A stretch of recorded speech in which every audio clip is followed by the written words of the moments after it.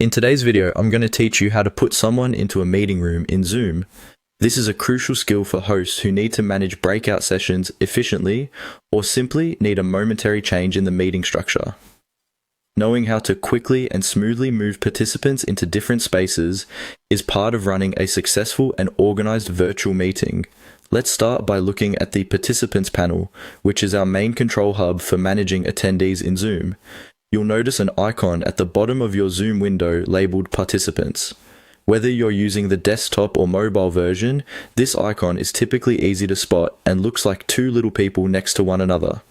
Clicking on this will open a sidebar on the right-hand side of your screen, displaying a list of everyone currently in the meeting. This list is the key to knowing exactly who's present and what tools you can use to interact with them. Once you have your Participants panel open, scroll through the list and find the name of the person you want to move. Look for the small 3 dots icon located on the right side next to their name. The 3 dots represent more options and they're a gateway to several important Zoom features you might need.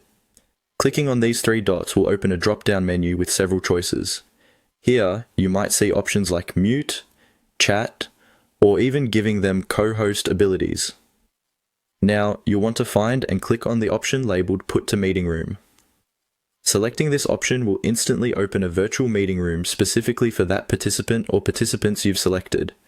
It's a simple action yet incredibly useful, letting you create satellite discussions or segmented sessions without needing elaborate coordination.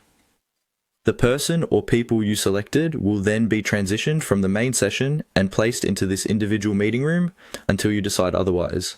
Putting someone in a meeting room is an efficient way to manage various aspects of multiple participant events, like Q&A sessions or more intimate group discussions in webinars.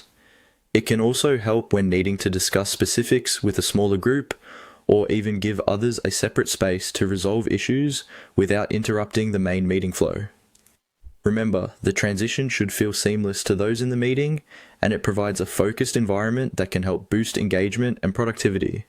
As a host, mastering this feature allows you to conduct your meetings with a level of professionalism and adaptability that can really elevate the experience for everyone involved. That wraps up our guide on putting someone into a meeting room on Zoom.